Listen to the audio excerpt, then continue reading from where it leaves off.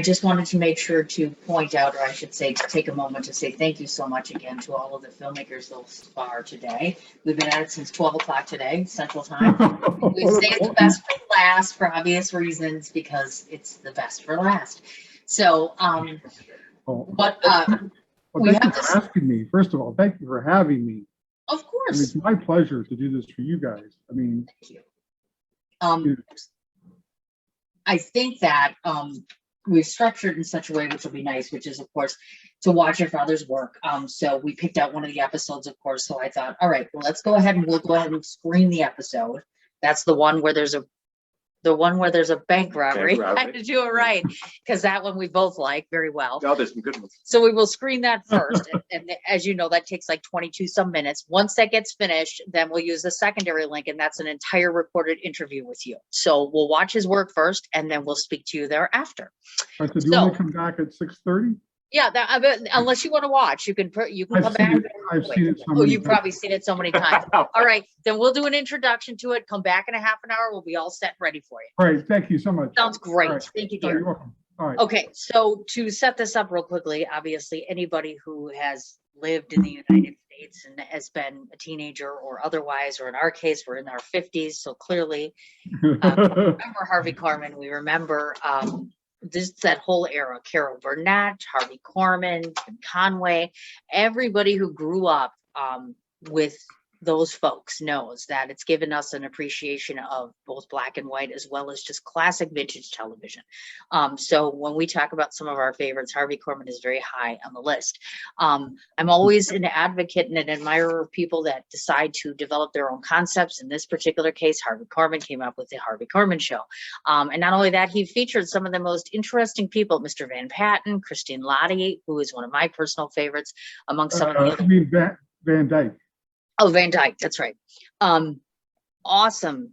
And we'll get into why I like him so much. But what I found so interesting about watching the show, because we were just watching it a little bit before we started this, is just the generic. You could get a laugh so very easily, so very generically way back when, in 1968 or 1969. TV has changed, the whole dynamic has changed, and some of us still have a huge appreciation for old classic television. Vintage television is what we're talking about. But I don't need to say any more about that. Michael, do you have anything to set up this 30-minute clip? Oh, I am just delighted, Mr. Korman, having been a small kid growing up with your dad, not quite as much as you have, but it's like revisiting an old friend or an uncle or something. And it was just such a part of our household, back when you had 4 channels, and when you really took to a program and the performers, they meant a lot to us all growing up. So it's very nice to go down this trip down memory lane with you. Yes. Well, first of all, call me Chris. Wonderful. Pleasure, Michael. My father was Mr. Korman. He can have yes. that title.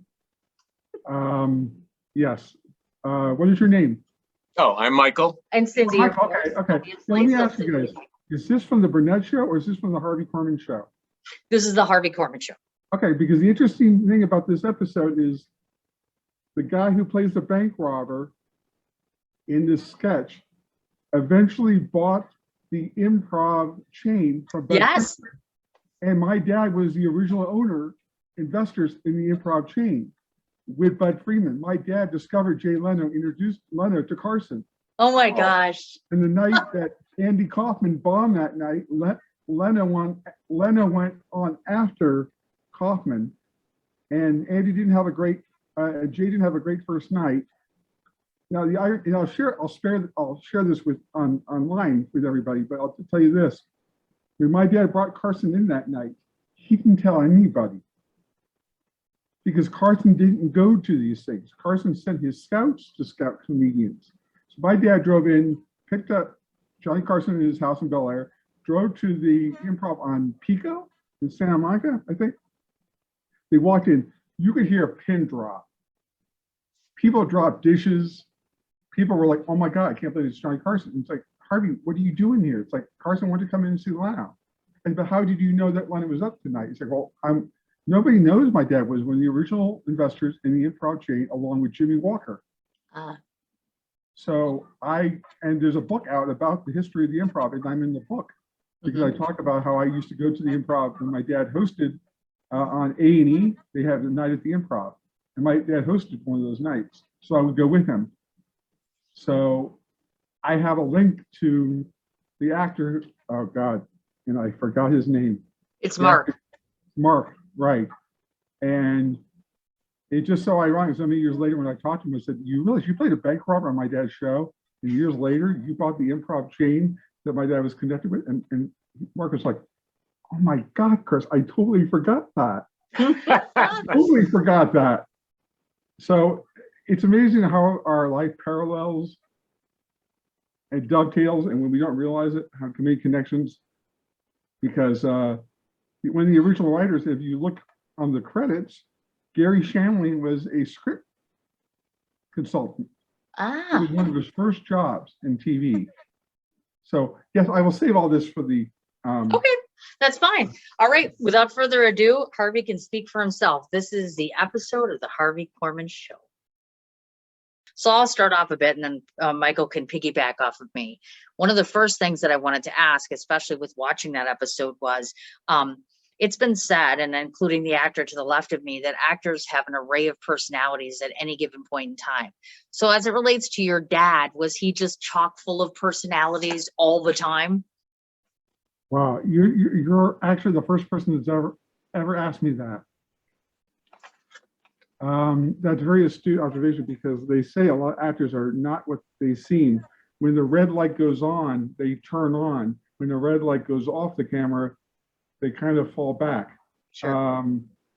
My dad put a lot of his energy into his creative performance and his craft when it was time to do so, when it was time for him to be the father and husband at home.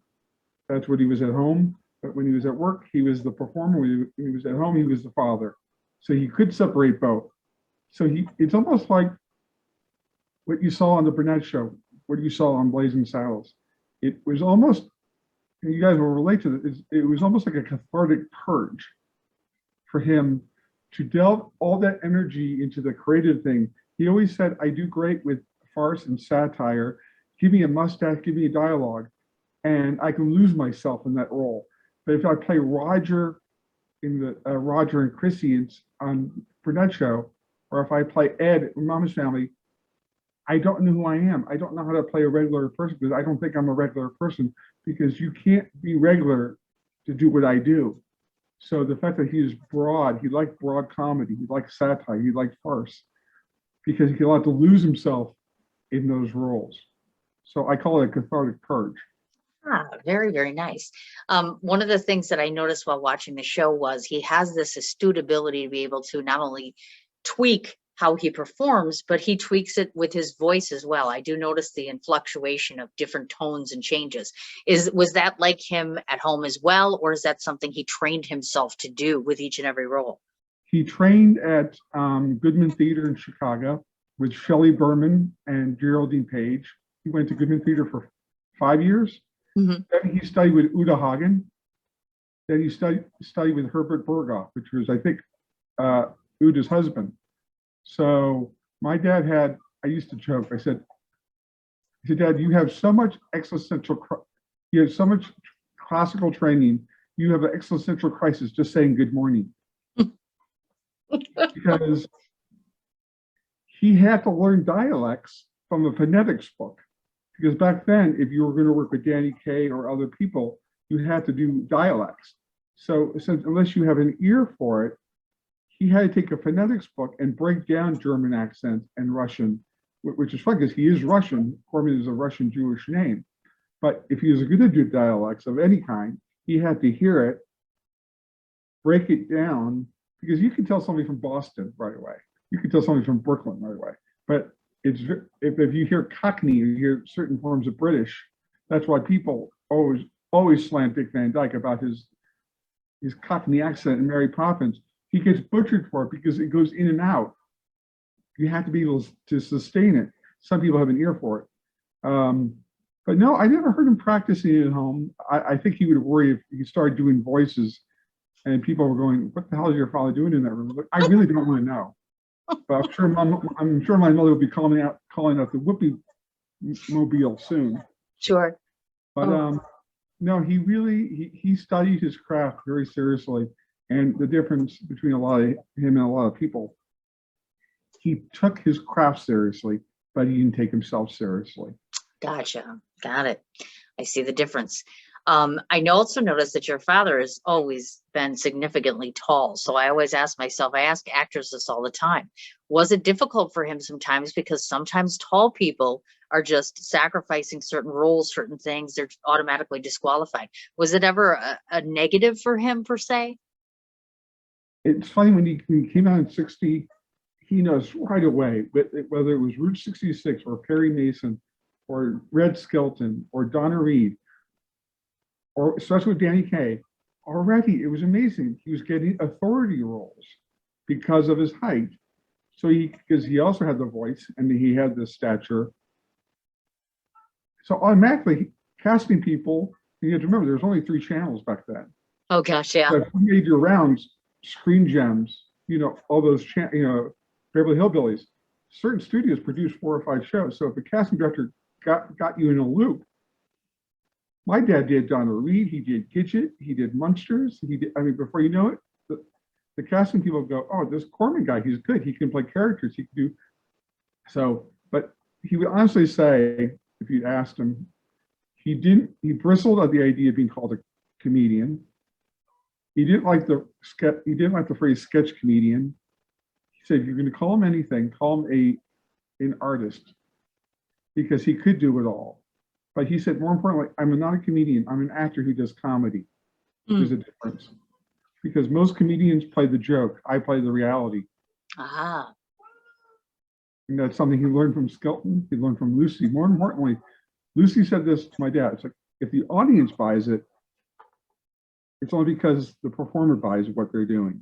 Sure. If you see hesitancy or an actor mugging, say to the camera, oh, I'm going to do something stupid here, I don't really buy into what I'm doing, that breaks the 4th wall. Then the actor is indicating to the audience, I really don't really believe what I'm doing, but I'm going to mug and let you know I'm doing something stupid here. But I said, no, you don't play the absurdity. You play the truth of the absurdity, what the person is saying. That makes the absurdity play better. But you don't want to ever indicate you're doing farce or satire.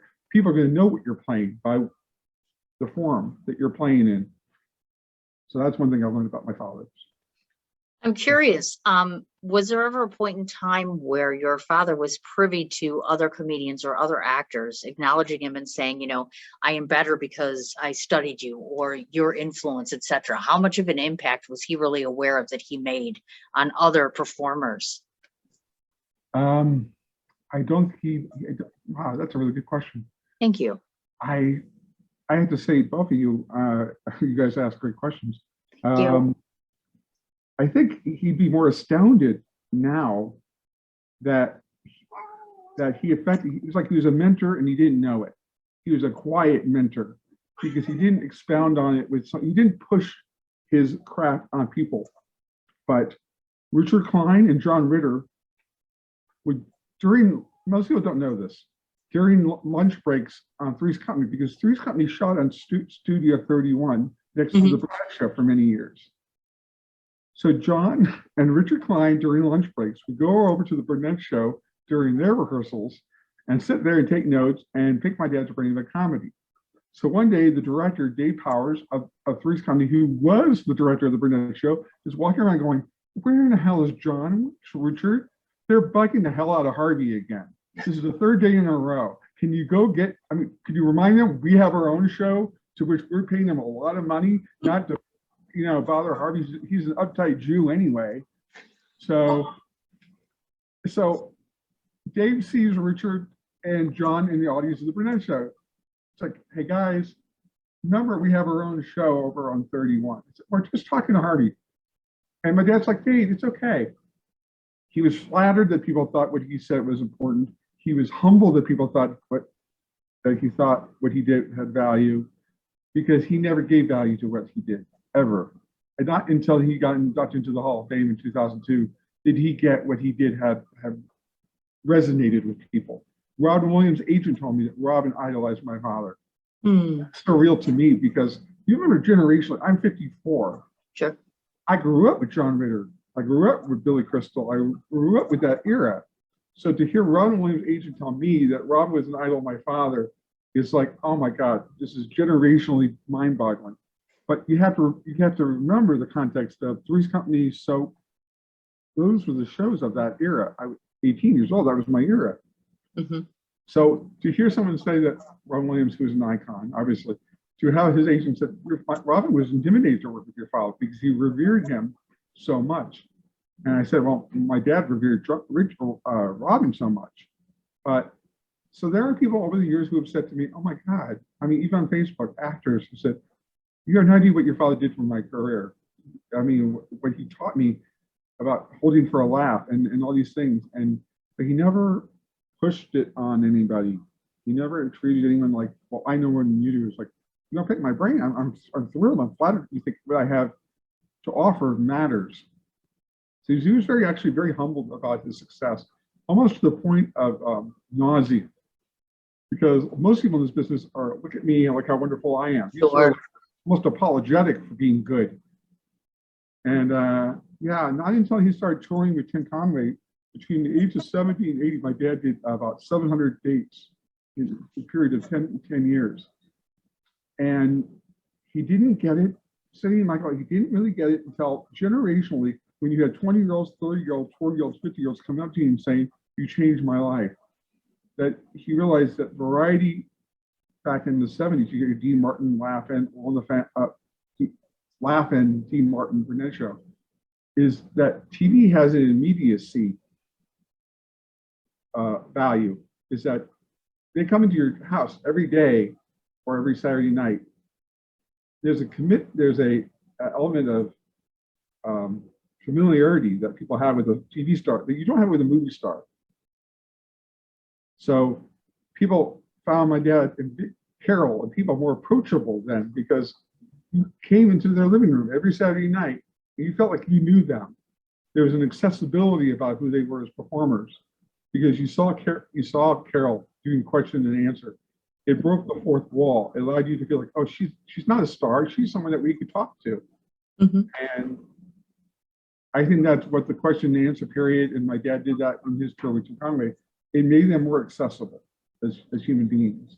Gotcha. Yeah, Carol was famous for her Q&As at the beginning of her shows. And she didn't even want to do them. Oh, They had to beg her to do it because the assumption was there would be a plant in the audience. There would be somebody in the audience that was told to say or ask those questions. Those questions, I can guarantee you, were not scripted. Because I guarantee you, Carol was mostly stunned at half the questions that were asked. Someone asked her one time, did she ever have a sex change operation? Oh my word. And she looked at the person and said, I mean, are you sure you want to ask me that question? And the person said back, well, did you? And Carol's like, no. And then it's like, next question. It's like, is that your real hair? And Carol's like, I'm really going to get this tonight. Really? I mean, I got my sex being questioned. I got my hair being questioned. Sure. You have to remember, they did 2 shows a night. Mm. And what they call a dress, and what they call an air show. And if you watch them, you would never know which 2 shows you were watching because you could watch half the show is edited for network. So you could see the question and answer could be taken from the second show because something didn't work in the first show that worked in the second show, and they would have to do a cut or re-edit because of you see the boom or something. So they would do 2 shows to protect themselves in editing. That's why they always did 2 shows a night. They also did 2 shows a night because they want, like Conway, to do whatever he wanted. And I won't go off on a tangent on that. But my father did not like the fact that he was known as a somewhat of undisciplined performer because he broke up. Because he didn't break up a lot. He broke up with Tim. Yes. Right. He considered himself a very, very disciplined performer. And so I'm not going to go on a tangent, but I don't like breaking into the fourth wall because you're upstaging the performers. You're also upstaging the crew because the crew doesn't know where to put the mic. The camera doesn't know where to hit. He's got his shots all mapped out on his camera. If Tim does something different than what the camera says he's going to do, the cameraman doesn't know how to pan or cover the actor's movement if the camera doesn't know where the boom is going to be or where the camera should be. So, yeah, my dad really bristled at the breaking up. He never really liked it. Mm. And I'll be honest with you, the only thing I can say that the breaking up did for him personally as a person is that it did make him more accessible out in the public. It Sure. made people feel like he's not a TV star. The fact he could break up where we would break up. And that made people feel like, hey, he's like us. Oh, So, sure. I had a Carol question actually as a show as far as that goes, because obviously, back in those days when you do like the Carol Burnett show, for instance, it's a very different type of format. And as years go by, obviously television formats change, television series and how they were done changed. My question was, how did he feel about that, the progression of television? And I noticed that some stars, as they aged and got older, didn't appreciate the way that television was done at a certain point.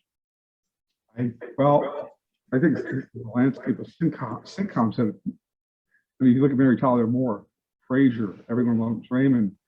No one's writing 22 minutes anymore. Sure. No one's writing variety shows anymore because writers are coming out of college. They're not being taught how to write a sketch that runs 7 to 8 minutes. You got conflict, you have resolution, you got character, it has to be believable.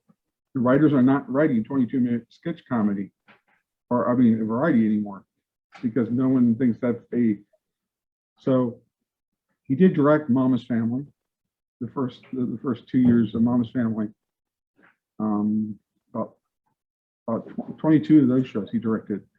But yeah, he said, variety's going outside of Saturday Night Live. No one else was doing.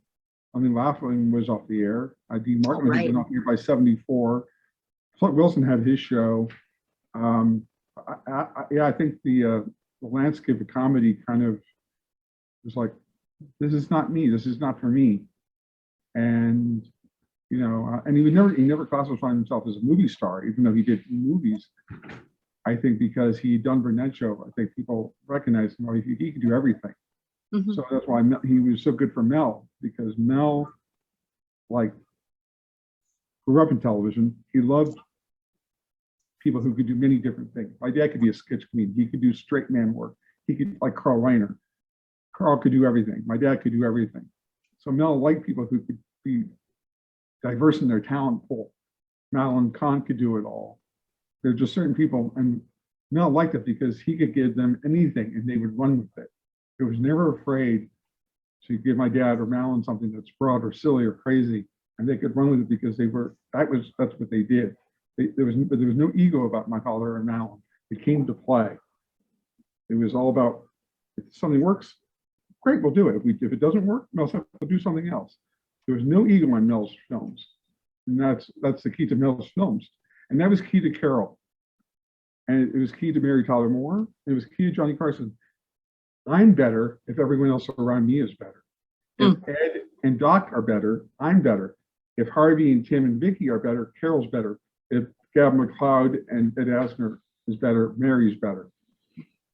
2 exceptions. Red Skelton and Danny Kaye did not like anyone getting more laughs than them.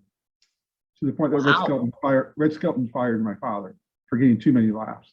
Oh. So, and I can vouch for that. My dad told me that. My goodness. Yeah, Kaye. Well, no, remember, Danny Kaye also didn't rehearse. Neither did Dean Martin rehearse. And yeah, Skelton and Danny Kaye were the 2 performers that my dad could tell me that bristled at other performers getting bigger laughs than them. Oh boy. And that's the ego of the performer. They're not absolutely. secure enough. Jack Benny, you have to think about Jack Benny. He set everybody else up. Jack Benny was secure. Andy Griffith, you think about it, Andy Griffith was the straight man on Andy Griffith. He set up Don Knotts. He set up everybody else. Jackie Gleason took a back seat. He set up Art Carney. You have to have a very secure ego to say, I'm going to play the second fiddle. I'll let everybody else around me shine because I know that'll make me better because I'm not a leading man. And I think that's so. The funny thing about you talking about the Harvey Korman show, the bank robbery, I figured out his name was Mark Lonlove. Yep. And the psychiatrist was Alan Arbus, who was Siegfried on MASH.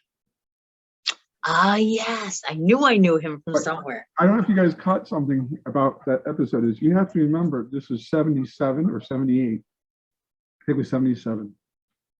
While Barry Van Dyke was on my dad's show, his father, Dick Van Dyke, was taking my dad's place on Burnett this very same time. So how ironic is that? Because my dad actually passed on the role of Meryl Stewart on Love Boat Oh my gosh. because he didn't want to do 16-hour days and he didn't want to dance with Ethel Merman, in a moo. I think his excuse. But he did say I had a great set of legs and I had a great ass for the shorts. I'll say that. I'm like, great, Dad. But, yeah, he didn't want to do 12-hour days because you have to remember he came off Danny Kaye for 4 years. He was on the Burnett Show for 10. That was 14 years of steady work. My mom, my dad had gotten divorced. He wanted to spend more time with my sister and I, go to ball games and travel. He really didn't want to do 8 hours on a one-camera shoot for the basic reason of this. Comedy was made to be done in front of an audience, not with one camera with canned laughter. Because you have to make the assumption that, okay, if I hold for a laugh, do I hold for 7 seconds or 8 seconds? Because you have to assume the audience at home, are they going to get it? That's why they use canned laughter so much. Is that to my dad, comedy was made to be done in front of an audience because you hear the immediate response from the audience. You know automatically if something is working or if it's not working. But on one camera, you have to hear it in your head, or it's like a metronome. Say, all right, do I hold for 8 minutes? Do I hold for 7 seconds? 8 seconds? Because if you're doing Faulty Towers humor, British humor, you have to assume the people at home aren't as bright as other people, so you can't do that kind of humor. Yeah, I mean, he did a sitcom with Mel Brooks called Nut House, and it was one camera, but it was Faulty Towers British humor, and Americans don't get that kind of humor, and it's one camera. So my dad said, at that point in his life, he said, I think I'll work when I have to work. Like I said, he did the first 2 seasons of Mama's Family, and he did some other movies, keep up your pension, pay your bills. There are things he did that he probably shouldn't have done, and he did it because you have to work. And I jokingly tell to my dad, everybody has one Ishtar in their and I said, Dad, and my dad would say, some of us have more than others, but overall, I think, even De Niro and Tom Hanks can look at some movies and things they didn't go, what the hell was I thinking? Sure, you bet. So, I mean, Sure. Michael? As long as the check clears, right? Huh? As long as the check clears. Oh, thank God, yes. Thank God the check clears, yes. Thank Questions? Yeah, for the record, I'll chime in. I found Dad's breakups to be absolutely memorable, and I almost never heard my own father laugh as much as it just proves how infectious it was when he would just lose it. It's a very human, natural moment. And it is. Well, see, that's worth it. See, I come from maybe an emotional place, a bias in my perception of my father as far as how people view him as disciplined or non-disciplined. But to what you said about your father, and what I get on Facebook is more what you just said to me, is that there was a level of accessibility because he broke up. It connected him in the audience in ways that if he'd just been stern and said, I'm dramatic after here, you can't, it's that if it made a connection with your father, it makes all the breaking up worth it. It makes it worth the connections that I made with people. I felt like your dad was somebody I could talk to if I saw in a restaurant. I could go up to him. I would never have felt that otherwise with a movie star. Yes. I thought, wow. I didn't think of that, but there is immediacy. There's an accessibility that TV stars that movie stars don't have. And so I'd say that was the only, if you had to put a value level on it, it's what you said, is that it made him accessible to people.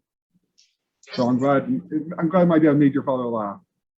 Just by virtue of being in our living room on TV, but also laughing, the infectiousness of that, it's just absolutely wonderful.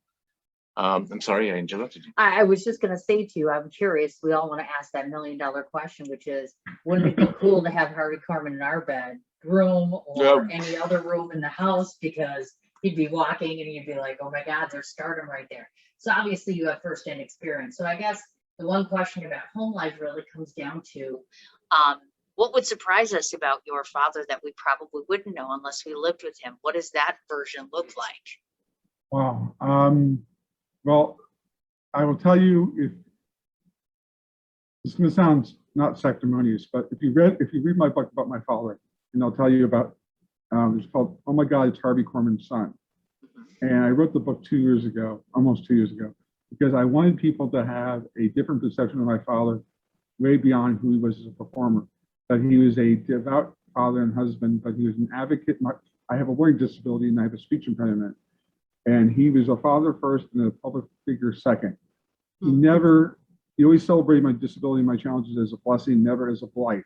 I said, Dad, coming from a cross-dresser, that doesn't mean much. I mean, he said, stop talking to your mother. Would you just, I don't know, where do you get those ideas from?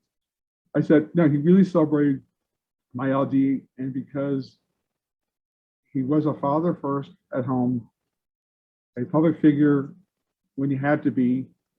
He had 20 different faces according to where he had to be at that moment in his life. But I'll tell you, he was a great golfer. He played great tennis. His Peter Lorre imitations. Oh, let me put it this way.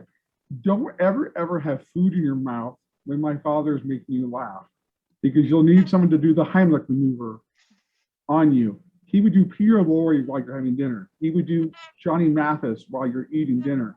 I'm like, Dad, this is not the best time to have your children choke during dinner. If he got around his cronies like Buddy Hackett and other people, he could just ham it up. But I mean, he could be silly with us. We'd have our own inside jokes. We would quote Mel Brooks movies often. Like, we're at McDonald's and we would have this joke where if one of us beat the other person in miniature golf, the other one had to buy lunch. So I've eaten my fries and he starts grabbing for my fries. So I quoted a Mel Brooks film from History of the World Part 1. I said, you had yours, these are mine, hands off, fat ass. Like, it's like, have you seen your butt? You don't need any more fries this week, Dad, trust me. Oh my God. I said, let me remind you, guess who's driving you home and not driving you home? I'm like, okay. So, Chris, do you have any home movies available? I'd love to see it. oh my God. My mom passed away 3 months ago from cancer. And she sent me 4 home movies. And I swear to God, Michael and Cindy, I would love to hear the audios on those because if you try to read the lips, and some people can, I can't. It was like, I could sometimes think he was saying the word that I can't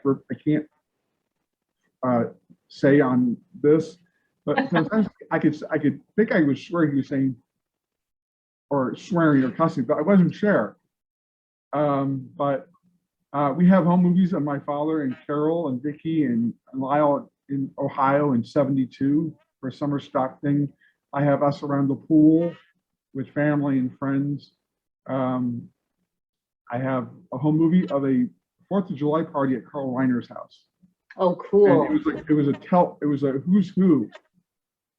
And I thought, oh my God, everybody on this video now is either dead, bald, or both. Sad to say, but true. And so,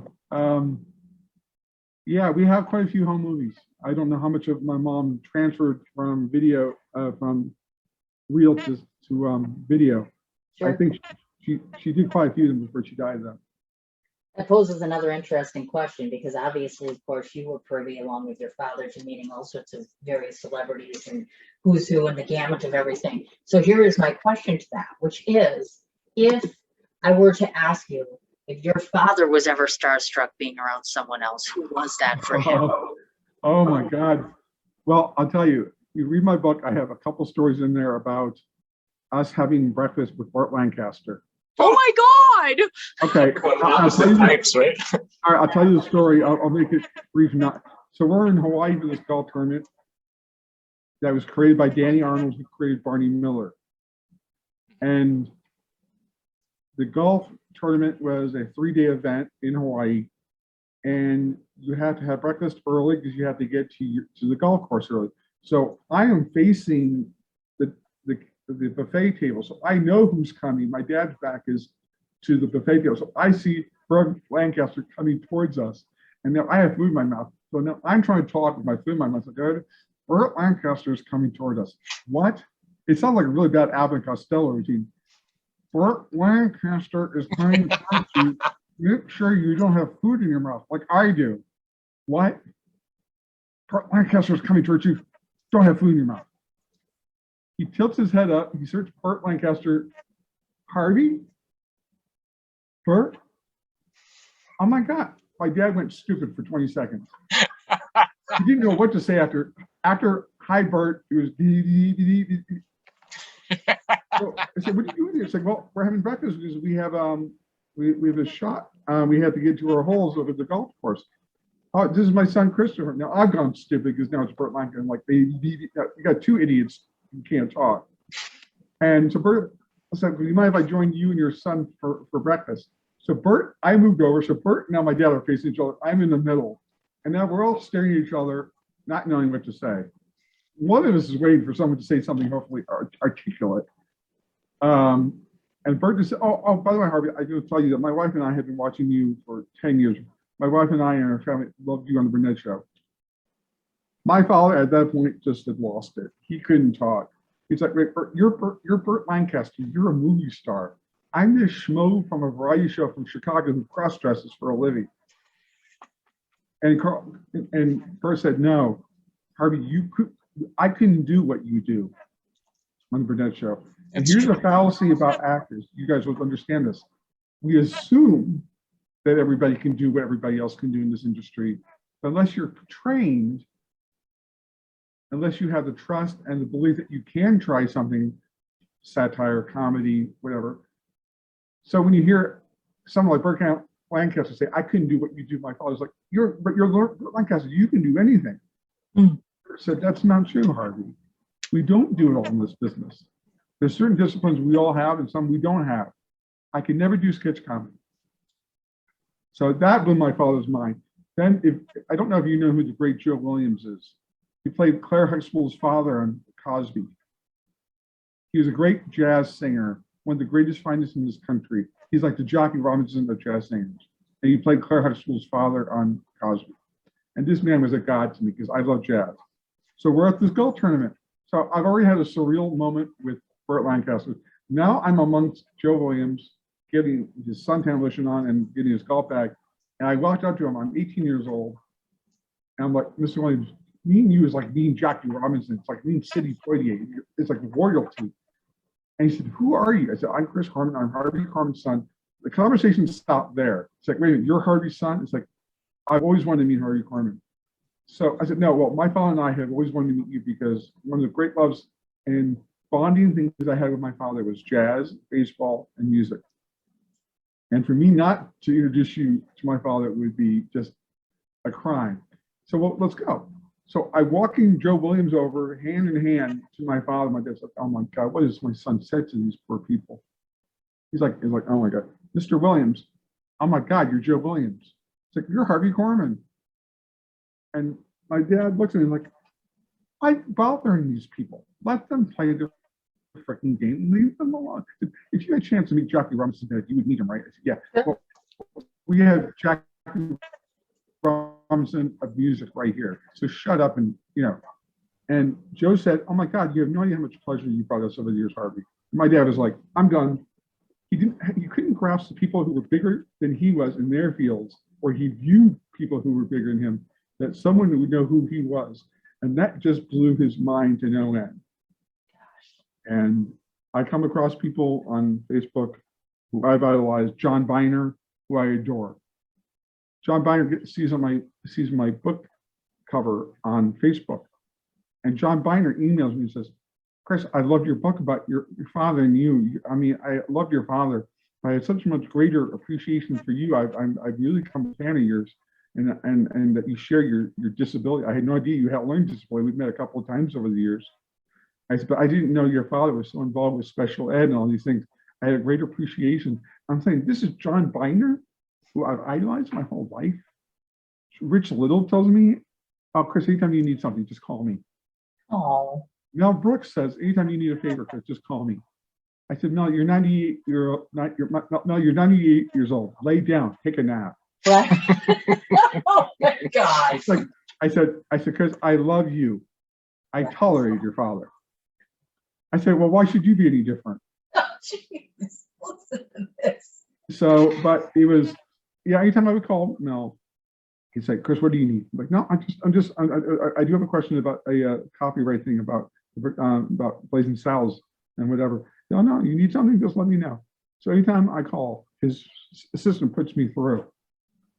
And I'm like, that's humbling to me, because Sure. I never want to feel like I'm bothering him. Absolutely. Because many of my relationships I have with him, with people, is because my father had a relationship with them. I feel like it's drawing a line of, I don't know, decorum, but it's their relationship with my father that connected me to them. I don't have the audacity to think that because my dad's important to them, I'm important to them.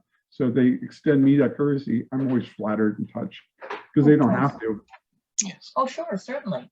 Now, unfortunately, I have to wrap this up because one of three things is happening. To those that are listening in or actually will be watching this, I have already agreed, of course, to do a book review of Chris's book, which I've been very blessed to be able to get a copy of, which I'm not done with, but I'm working my way through. That's one. Number two, we had a discussion earlier today, which is, I know that Chris mentioned a movie to me, a vintage movie, like a cult classic movie that I'd like to consider viewing at or screening. Oh, yes, I'll send it to you. I can send it to you. I actually have a website on my Facebook page called Dr. My Ears, based on true story, because my dad's character is his character's name is Dr. My Ear. Right. To give you the idea of where the humor's gone already. Dr. My Ear, yes, what's wrong with it? It is so airplane humor, I can't begin to tell you. But if you have a different appreciation for Diane Cannon and Morgan Fairchild doing comedy, this is real. And Morgan is so good. My dad did not dote on many people, but he came home and said, I was really shocked that Morgan Fairchild has an incredible comedic ear. And I would tell her that, and Morgan would be like, Harvey, get out of here with that. You're like the best. And my dad said, no, Morgan, you really, because again, it's one camera. It's a lot of that airplane type of, Shirley, you can't be serious. I am serious. Don't call me Shirley type humor. So I dedicated the site to my Dr. My Ears character. So I call it Dr. My Ears, based on untrue story. And the girl who runs it with me, Kat Jensen, doubled for Morgan Fairchild and Diane Cannon in the movie. Okay. So Kat and I maintain the page on Facebook. Nice. So I promote the book, but mostly it's a page for me to celebrate who my father is. So people want to go in there and share their stories about what they meant to my father. They could post scenes and stories about my father, whether it's Blazing Saddles, high anxiety, their memories of my father, both good and bad.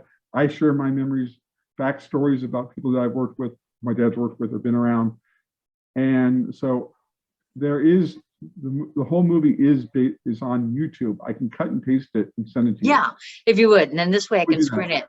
And then hopefully I can put that as part of the festival. Now, the other thing that I didn't mention to you, which will be a nice closer for now, because this just isn't enough time to cover everything relative to your father. And within my magazine, we will cover you and your book, of course. So I thought, well, how could I snag a little more time with you? Well, what you probably don't know, Mr. Korman, is that very soon, within the next 2 to 3 weeks, and I don't think the people in this room know this yet, but I am just about to sign a deal, in which case I will have my own television streaming talk show. And so when I sat down and thought about who some of my first guests on that show should be, I was going to ask you,